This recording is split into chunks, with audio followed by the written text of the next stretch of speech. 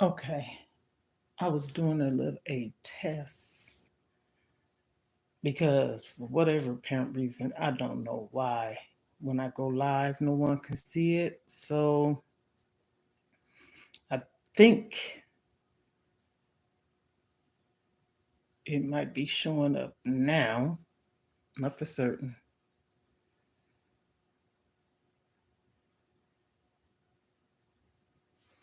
Okay.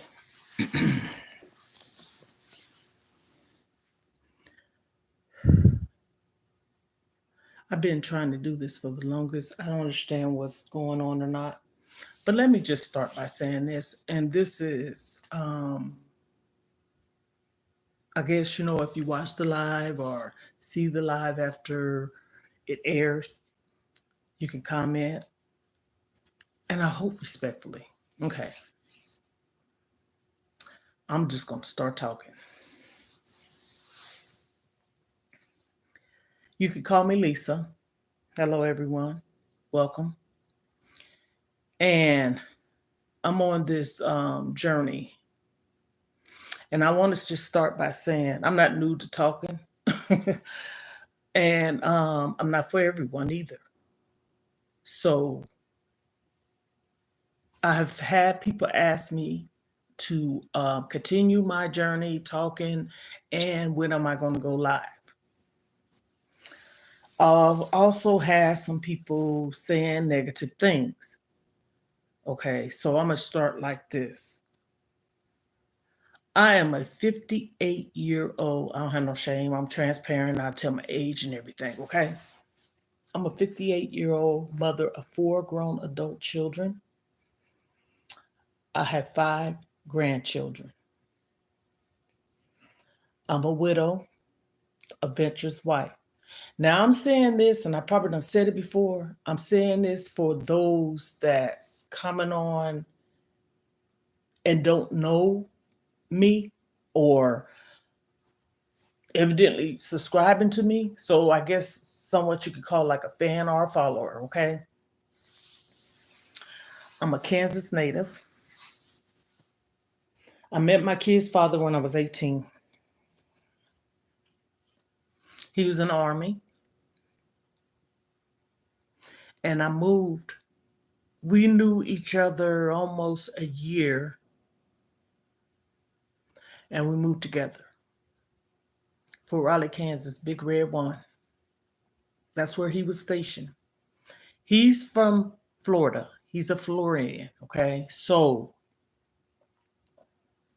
we live different parts of the world, okay?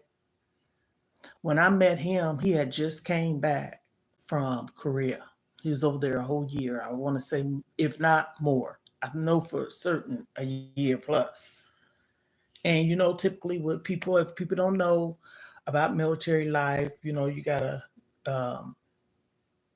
when you go to the next duty station, before he went, he was on leave where he went to his wife and child at the time.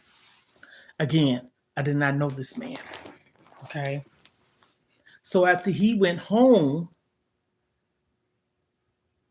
he was bombarded or bum rushed with, I no longer want to be married. Okay. Way before me. Okay. And yes, he told me, and it was confirmation. Matter of fact, it was confirmation coming from her and her daughter. Okay. Yes. So um, he was stationed at Fort Riley, like I said, and when he got stationed there, he you have to check in and get all the necessary paperwork together, and that's when he was there. I think it was 8 weeks. Don't get me wrong, couldn't go nowhere. That's just the procedure of how it works. He wasn't, on restriction or nothing like that. It was just that he just got to the next duty station. Basically, he had to stay there, get all the paperwork, whatever else they do, right? Okay. So after that, I met him, and we wasn't no hookup. We weren't no blind date. He didn't know me. I didn't know him. We were sitting in the club, okay? And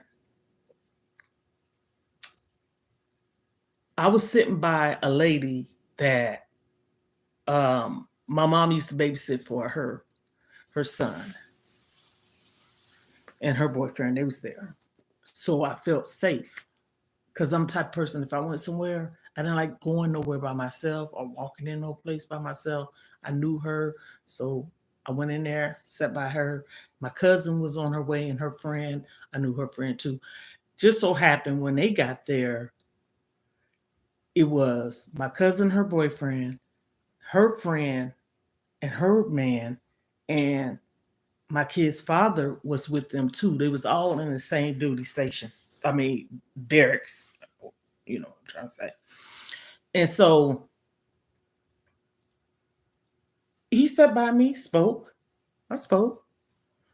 As the night went on, and did nobody try to hook us up. We just start talking, and one thing led to another. Far as he was a gentleman. He asked me, "Did I want some drink?" We danced, we talked, and he fell in love with me the first night. Pretty much, yes, yes, yes. And I mean, I wasn't young and vulnerable, but I liked it him. I liked the conversation and stuff. So I'm just trying to give a little backstory. And he had stated to me he wanted to see me again. This was on a Saturday. He ended up coming back down on a Monday. Okay. And he was being very, very, very consistent. Okay. And my mom loved him. But at first, she kind of got sad because that's when he came up with the question and say, "How would you feel if one day I was decided to take your daughter?" This was later on in the relationship. And she didn't take that well. Well, a little bit about me, and I can share this if I want to because it's my story, right? I don't understand why it's not letting nobody come on my lives. This is what's aggravating me the most. And I'm gonna have to see some kind of way how I can fix that. I have another phone I can check, and it's not showing. Well, anyhow, let me finish because I go live on my other page. Like I said, I have another YouTube channel. This one right here I created for me. And so when I met my kid's father, I'm not trying to pass my childhood. I could talk about that one day too. He saved my life. He saved my life. And this is the thing. Typically, when people end up meeting somebody, and you share a little bit about yourself, and they share a little bit about themselves and stuff, because like he was, his dad was murdered. I think he was 4. And then, like his mom passed away, she was diabetic and had other health issues, maybe too, at the age of 15. So he was raised by aunts and stuff like that, and he was uh, kind of lost a little bit, but he wasn't that lost because he wasn't no felon. Because straight out of high school, he was working for Coca Cola, and then after he worked for Coca Cola from I guess the age of 18 to 28 years of age. He joined the army when he was 28, so that speaks volume. 10 years Coca Cola, United States Army, and he served 15 years in the Army. And then after that, he joined the Army Reserves. Okay. He went to war. Desert Storm. Look it up. hmm And that was in what, 90, 91. Desert Storm.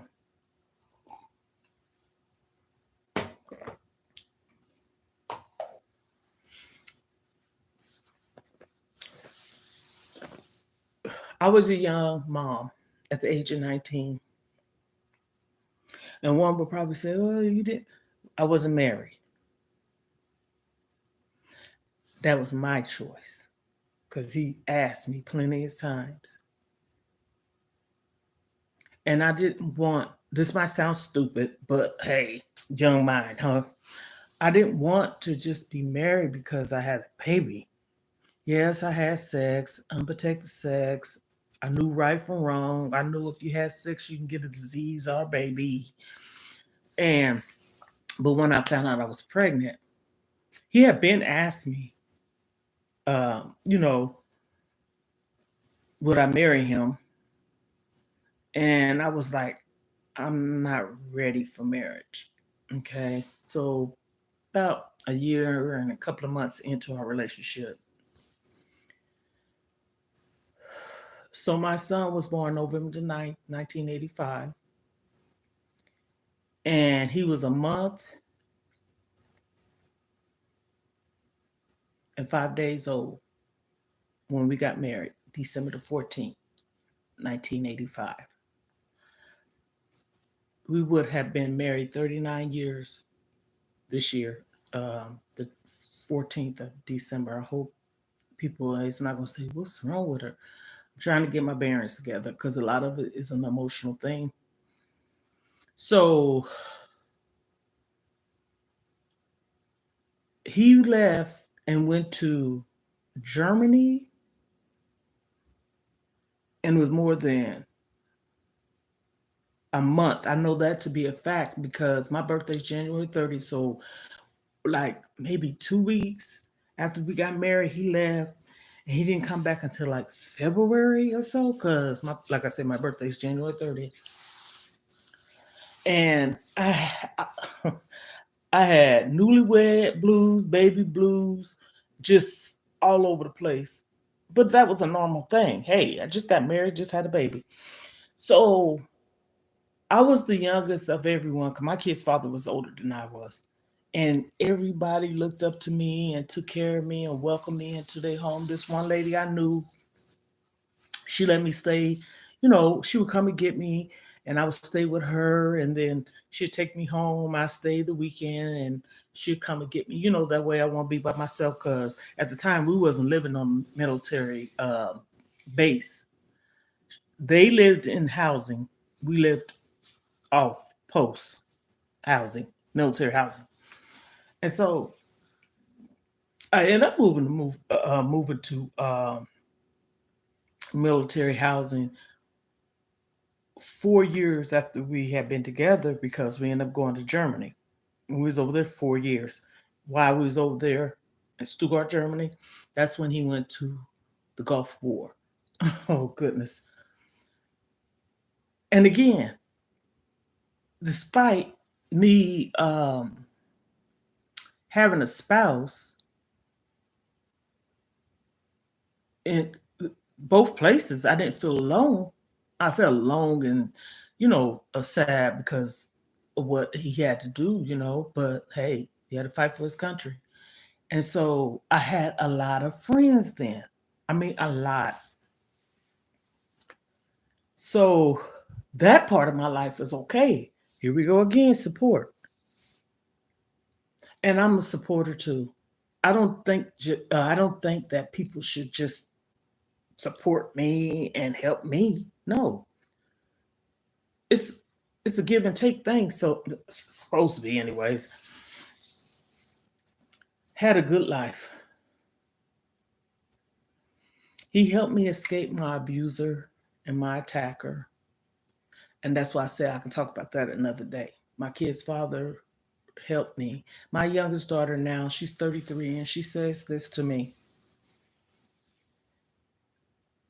or she has said it to me. Mom, Dad, God sent Daddy to you, and I really believe He did. That was the first time. Hear me out. Love was by Him ever. My kid's father, that is. So I'm just giving a little backstory, and so I'm be like seem like I'm be bouncing, but that's not true. I can give the story of how I was abused and all the things and how I escaped and overcame. And basically, he helped me heal. He didn't rush me. He was patient. He knew. He saw some things. And that's what I was saying earlier. I don't know if I finished it.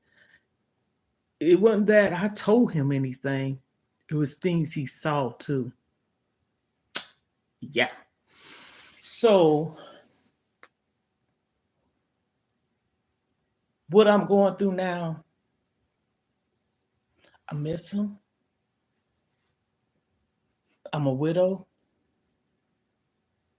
I'm alone. I don't really have support for real, for real. Now, I don't want to sound contradicting. My children, I have four.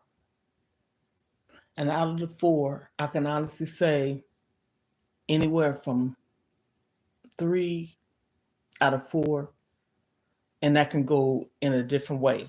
Like, say, for instance, I have three daughters, one son. Sometimes it could be two of my daughters, one of my sons. Sometimes it could be my three daughters. Sometimes it could be my son and a daughter. So I'm trying to make this sound clear.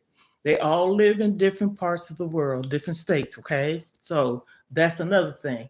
No, they're not in the same state as me. None of them.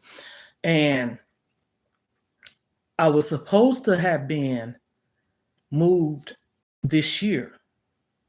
And it was supposed to be, I think it was October, I want to say. But that changed. So that also kind of made me feel some kind of way because I believe in support. And what makes me really say that and stress that, I was sick at one point in time and I was in ICU. And when I was in ICU, I didn't have no one. And family didn't live around me. And then the ones that found out, I hate to say, I guess they thought I was lying until they spoke to the nurse station or whatever. First off, you think I'm a lie and say I'm in ICU? I was in intensive care in Bradenton, Florida. This was in 1994. My daughter wasn't quite, or if she was, just turned two. Okay. And the only one I had for me that was supportive at the time was my son. And I think he was 8 then. Until when I got put in the hospital, I was in the hospital back to back. I had emergency gallstone surgery. And then I went home. And then my kid's father had to tell me something. And he told me this after I got out of the hospital and I didn't take it well. And what it was is he was married before me and he had a gold digging ex-wife. I'm just going to say this. I'm not trying to talk bad about nobody because I don't like to talk about people. So I said that without me really bashing her, but she was. And so he was so mentally distraught and mad and angry and not to the point like he wanted to hurt her. I'm talking about drained. She wanted money, money, money, money, money. And mind you, 4 kids I had and him. There was 6 of us. She only had 2, but he was taking care of 3 because I guess sometimes when you married to someone and they have a child, but the child wasn't his. But he did what he did. My dad did the same thing. He raised my youngest sister knowing that she wasn't his. And I found out this, that's another story. That's another story. But yeah, I didn't find out this myself. Oh, goodness. 94 is when I found out that. But I knew some things, but I didn't know that part. So anyhow, um when I got home, he had to turn himself in.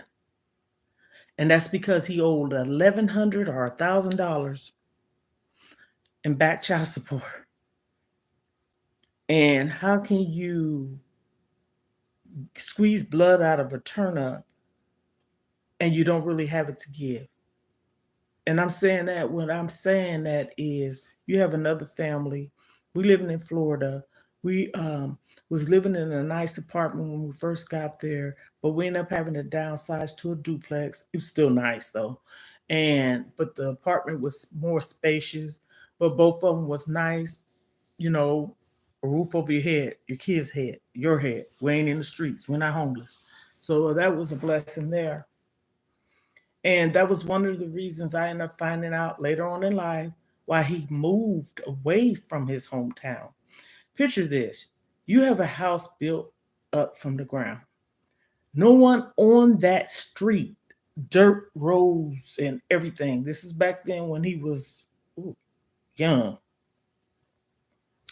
and paid for the first street light to get put up. And how I found out this, he told me some stories, but then I eventually found out stories with the family members of his, different times people was telling, and I was finding out some things through, y'all gonna think I'm crazy when I say this. Her mom and daughter, they bum rushed me. And this is how it happened. That's his daughter. I got introduced to her. I didn't have nothing against the girl. I want to accept his daughter too. Wasn't trying to take no mama's place. And she asked me, did I want to go to the store with her or something? And I'm like, sure. She ended up driving me over to her grandmother's house. And I'm in the car. She had an old school, nice, classic car. I'm in the car. I want to almost say it was a Chevy. And front seat, passenger side, she driving. Her mom and grandmother comes out. The mama sitting in the back seat, the grandmother by the window. And I'm like, what the freaking heck is going on here? So that's how I found out some things. Because they told me some things too. So he ended up turning himself in 30 days. Okay. He was locked up for 30 days. I guess my body was still not healed. Of course, I just got out the hospital for having an operation, emergency surgery. Probably went back into shock. My son ended up having to call the ambulance, and I was admitted in the hospital, intensive care unit, ICU. I was there about 14, maybe 21 days. I'm gonna stick to this because I'm gonna stick beside it because it's true. Didn't have no one. I was sick. I couldn't even eat food.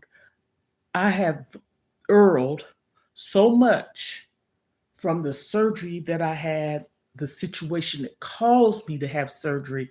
I lost so much weight.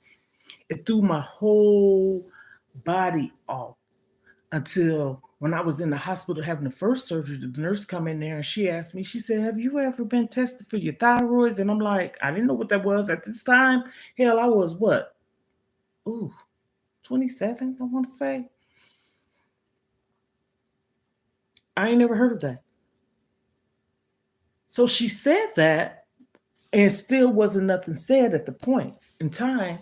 So I went home. Like I said, I was there maybe 5 days a week and I remember it was time for my kids to start going to school. And my youngest, not my youngest, my second child, she was going into the kindergarten, and I had to go and get her and my son enrolled in school.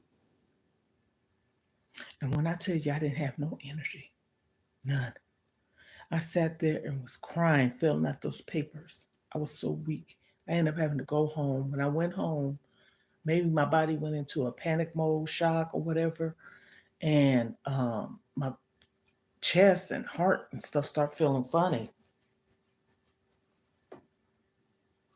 And so my son called the ambulance. I went to the hospital. They did an EKG on me, thinking back then I was having a heart attack. No, I had a real bad, like anxiety panic attack. And me having that, I was placed in the hospital and my body was doing something. Everything was just freaking off. Again, I couldn't eat, didn't have no stomach lining. Come to find out when they ran tests, I ended up finding out that's when I had thyroid, which is Graves' disease. I had 2 radiations. And I'm sharing this because that's why I say support is key to me. Yeah, sometimes I get kind of uh I'm not afraid, but that what if moment, right? So I'm like,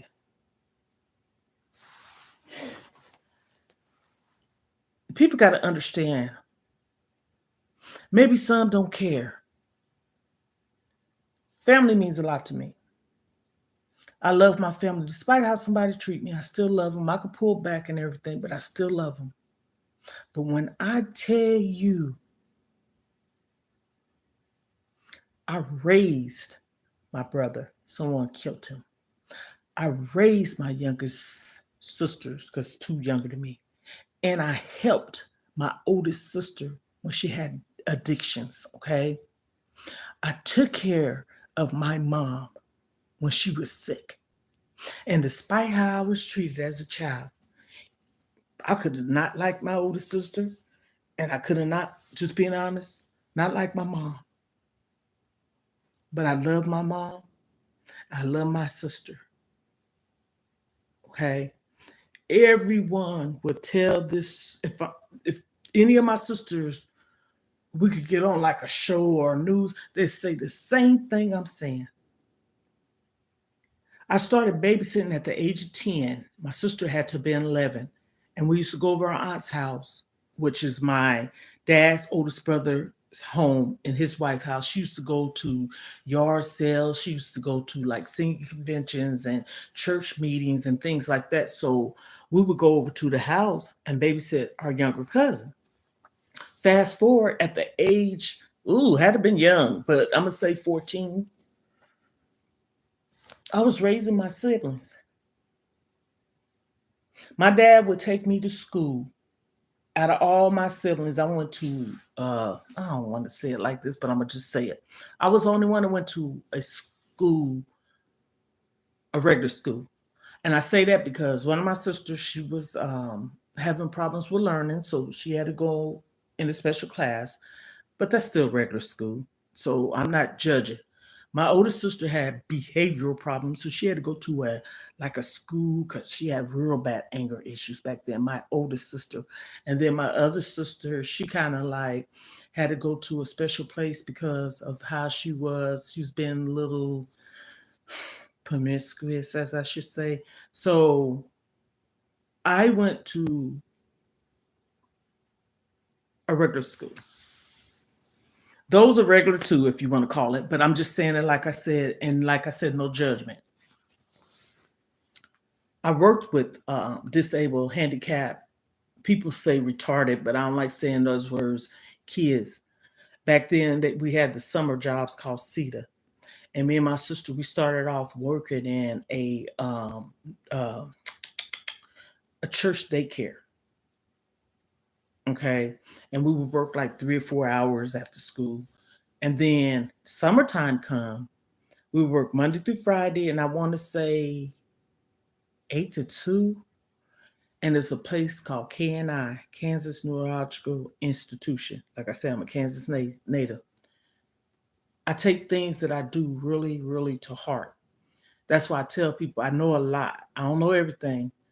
At a young age, I was going to be able to bring this girl home.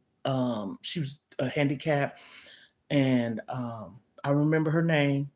Her dad worked for the TV station in the hometown that which I'm from, and so that I worked with.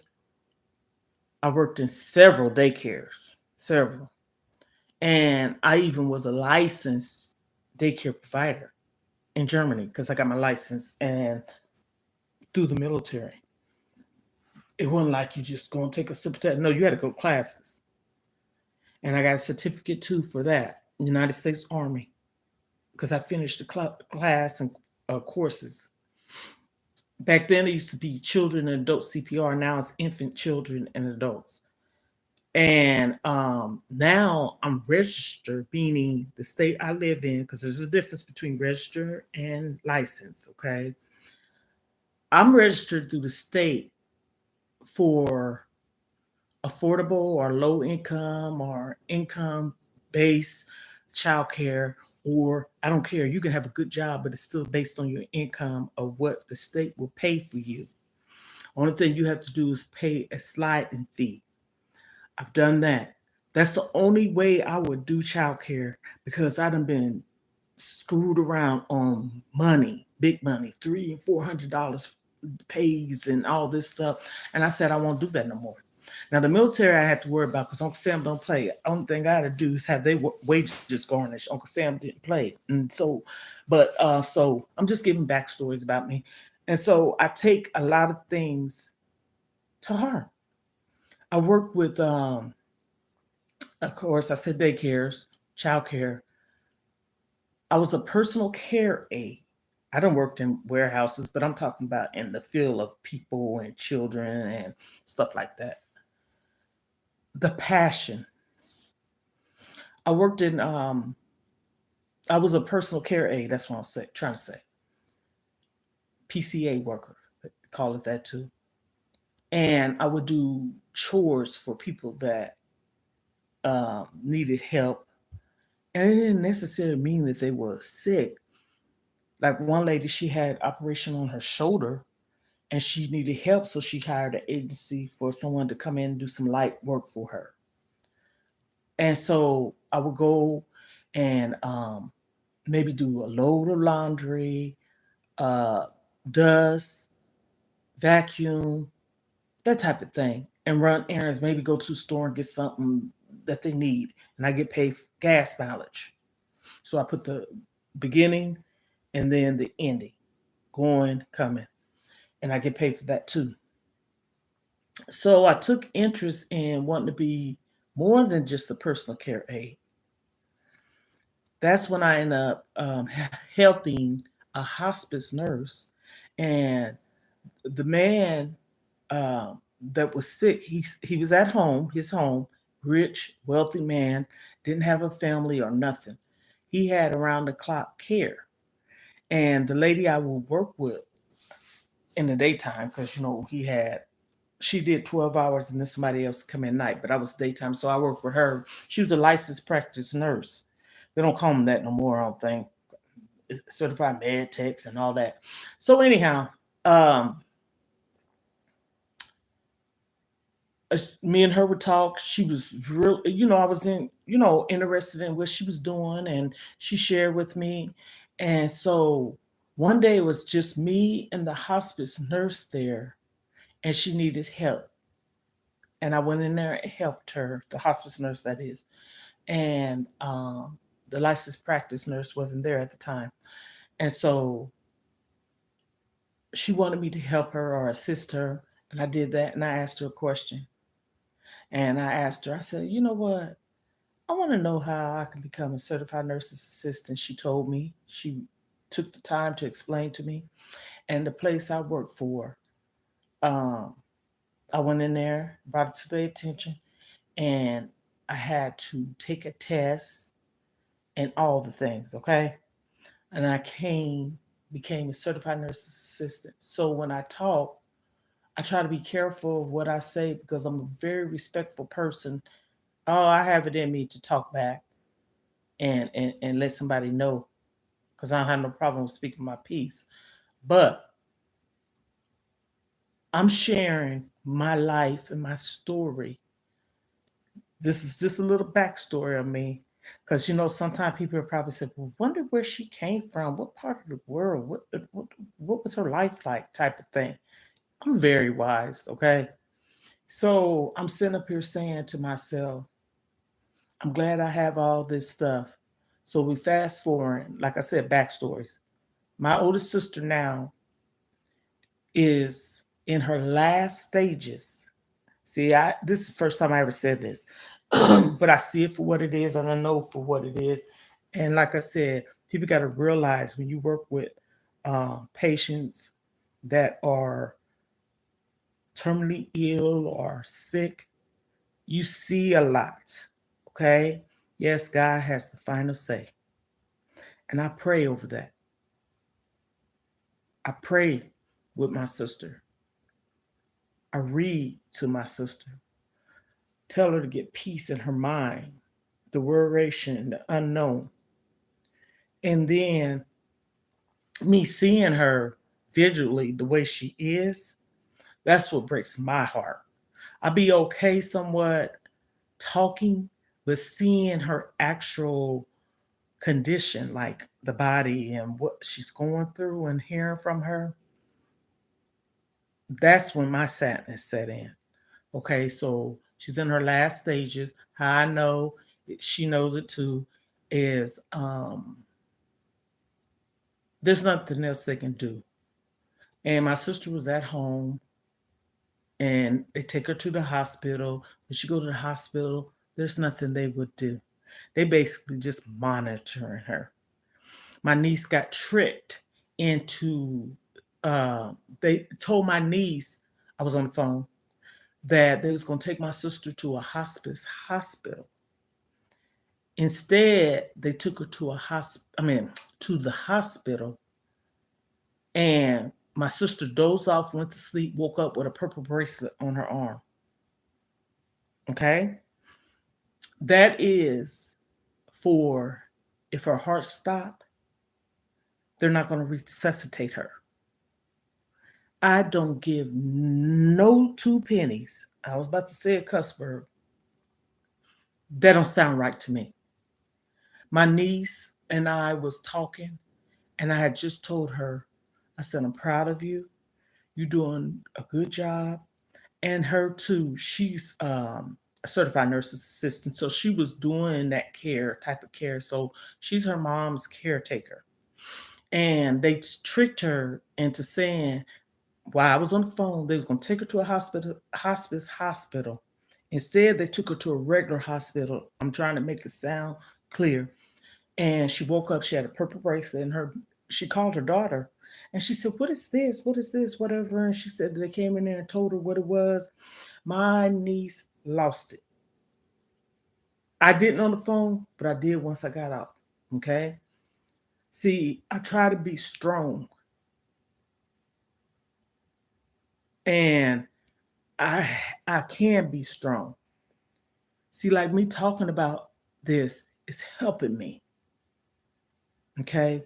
So she was crying and crying and crying and crying. Oh my goodness. And I just said to my niece, I said, You don't cry. Now, mind you, she just lost her dad November the 24th of this year.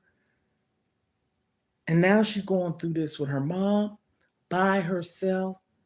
Her brother is locked down. So she's alone. So I was comforting her. My sister's in a different state than I am, far, far away.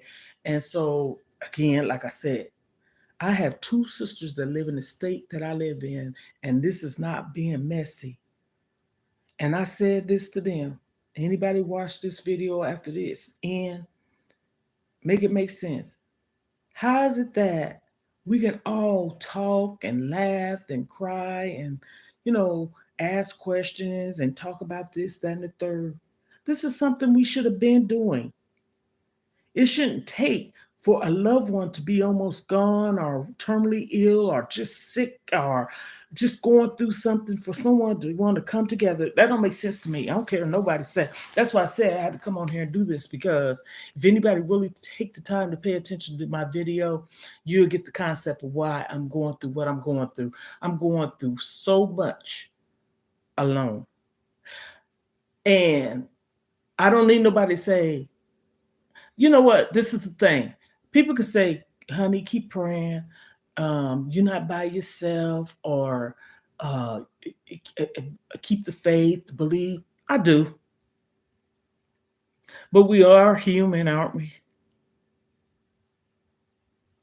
God didn't say not to cry. Jesus wept. I didn't ask for loads and loads and loads and loads and loads and loads of stuff to come to me. I'm a very peaceful person.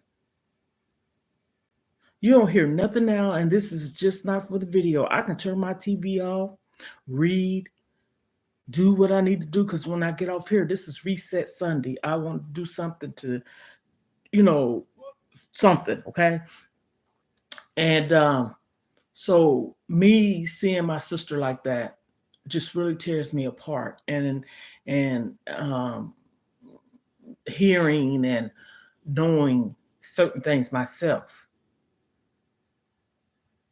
So this is me, probably all over the place. But if somebody pay attention to the whole video, they see what I'm talking about. This is just the tip of the iceberg, what I'm talking about. There's a lot more that I'm going through. And you know the killer part of it is I'm I'm okay per se. Me. I hope this makes sense. But I'm not okay because of others. But this is okay. I'm not saying it like I don't have I have a very big heart. I have a caring heart. I'm passionate about people. Um, that's just how I am. And you know, sometimes that's why I said you got to break these generational curses because it's like this. Just because I was raised a certain way, y'all, that don't mean I have to be that way.